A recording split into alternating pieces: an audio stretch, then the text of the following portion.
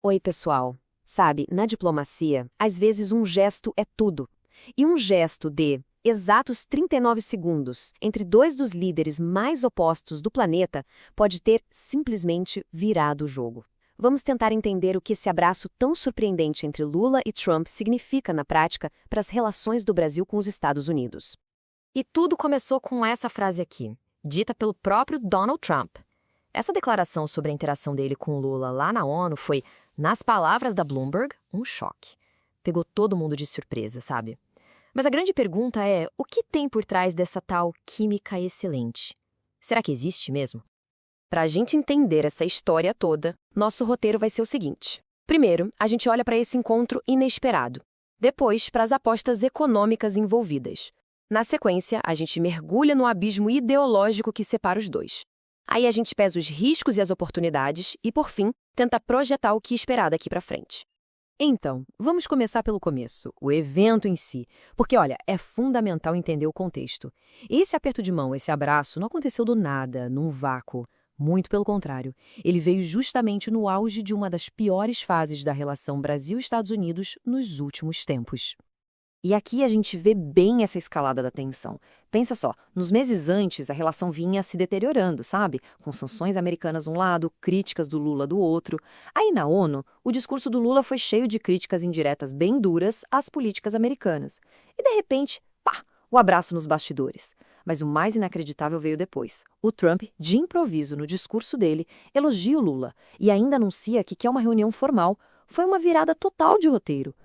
E claro, a reação da imprensa internacional foi imediata e foi de espanto. A Bloomberg, como a gente já viu, chamou de choque. Já o The New York Times usou uma expressão clássica. Disse que foi um ramo de oliveiras estendido por Trump, aquele símbolo de paz. Isso só mostra o quão improvável, quão fora da curva essa reaproximação parecia para todo mundo que estava assistindo. Ok, mas aí vem a pergunta, por que essa mudança tão repentina? Bom, agora a gente entra na razão mais pragmática por trás de tudo isso. Dinheiro. A economia, sem a menor dúvida, é o grande motor que está fazendo esses dois lados, com diferenças gigantescas, sentarem para conversar. E o ponto central talvez se resuma a este número aqui, 40,4 bilhões de dólares. Foi isso que o Brasil exportou para os Estados Unidos só em 2024. É um volume de dinheiro gigantesco, um fluxo comercial vital. Qualquer ameaça a isso gera um impacto enorme na nossa economia, não tem como ignorar. E olha só que interessante, aqui a gente vê exatamente quem são os mais afetados por qualquer problema nessa relação. Aço, alumínio, veículos, autopeças são pilares da indústria brasileira, então não é à toa que a CNI, a Confederação Nacional da Indústria, comemorou e muito essa notícia do encontro. Para eles, é a chance de ouro para tentar rediscutir aquele tarifaço que pesa tanto nesses setores. Certo, então, se por um lado o dinheiro é para cima, por outro, a gente entra agora num verdadeiro campo minado, a ideologia.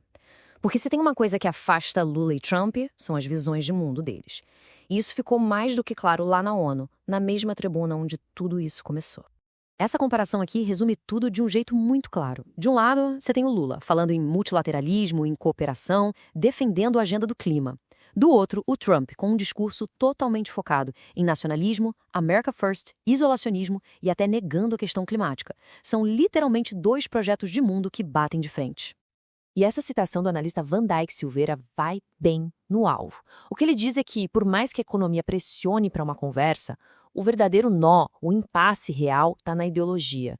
E parece ser algo sem muita margem para recuo, sabe? Porque para esses dois líderes, abrir mão das suas convicções políticas é algo que simplesmente não está na mesa. Bom, então fica a pergunta, né? Se a ideologia separa tanto, por que raios eles estão conversando? É aí que a gente entra na análise estratégica do negócio. Porque pode ter certeza, ninguém aqui está sendo ingênuo. Isso é um jogo de xadrez muito bem calculado, com riscos e oportunidades para os dois lados. E para a gente tentar entender a estratégia do lado do Trump, essa fala do deputado Eduardo Bolsonaro, que é um aliado dele, é bem reveladora. A tática seria aquela clássica do Trump.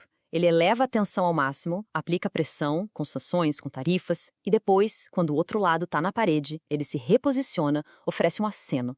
Qual o objetivo? Simples, chegar para negociar com muito mais força na mão. Certo. E isso nos leva a perguntas de $1 milhão, mas do ponto de vista do Brasil. Sabendo que isso tudo pode ser uma tática de negociação, por que o governo brasileiro toparia a reunião? Por que entrar nesse jogo? Pois é, as respostas estão aqui. A verdade é que, para o Brasil, os ganhos podem ser enormes. Só a chance de sentar e rediscutir as tarifas já seria uma vitória imensa. Conseguir liberar produtos importantes como café e carne, então, o impacto seria direto. E claro, tem o lado estratégico. Evita que o Brasil fique isolado de um parceiro comercial vital e, ainda por cima, reforça a imagem do Lula no cenário global. A conta que a maioria dos analistas faz é essa: as oportunidades parecem valer mais do que os riscos. Beleza? Vamos então para a nossa última parte, o que a gente pode esperar daqui para frente. Com essa reunião marcada, ou quase, os especialistas já começam a desenhar os cenários mais prováveis para essa conversa, que vai ser, no mínimo, delicada. O consenso entre os analistas é que vai ser tudo com muito, mas muito cuidado. A primeira conversa deve ser super coreografada, sabe? Com um roteiro bem amarradinho para evitar surpresas ou ganhos políticos para um lado só. A diplomacia brasileira, que é muito habilidosa nisso, vai buscar uma solução de ganha-ganha, para que o Trump também possa sair dizendo que conseguiu algo. E o ponto-chave, o foco vai ser quase todo na economia. Assuntos políticos mais espinhosos, como soberania, são considerados inegociáveis pelo lado brasileiro. E aqui a gente vê o que cada um bota na mesa de negociação.